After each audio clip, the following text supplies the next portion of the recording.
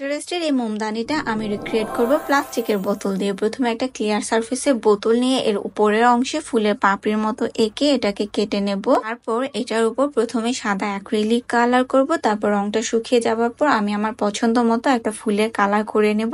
এটাকে শুকাতে দিয়ে ফুলের ডাটার জন্য একটা কার্ডবোর্ডের উপর আঠার মাধ্যমে সবুজ কালার পেপার লাগিয়ে কার্ডবোর্ডের অপর পাশে অ্যান্টি কাটারের সাহায্যে এমন করে আঁচড় কেটে নিয়ে এতে করে এটা খুব সহজে ফোল্ড করা যাবে। তারপর নিচে স্ট্যান্ডের জন্য এরকম সার্কেল শেপের 3টা কার্ডবোর্ড কেটে এগুলোকে আঠার মাধ্যমে অ্যাটাচ করে সবুজ কালার পেপার লাগিয়ে ফেলি। তারপর বোতল দিয়ে কাটা ফুলের নিচের অংশটায় গ্লুগানের সাহায্যে প্রথমে ডাটা, তারপর স্ট্যান্ডটা, তারপর আগে থেকে কেটে রাখা 2টা পাতা দুই পাশে অ্যাটাচ করে দিব। সবশেষে বোতলের ঢাকনাটা ফুলের মাঝখানে গ্লুগানের সাহায্যে অ্যাটাচ করে দিব। এতে করে আমরা খুব ইজিলি এটার উপর মোম রাখতে পারবো। তো কেমন লাগলো আজকের এই ক্রাফট আইডিয়া কমেন্টে জানাও। ভিডিও ভালো লেগে থাকলে লাইক করে দিও। দেখা হবে নতুন ভিডিওতে।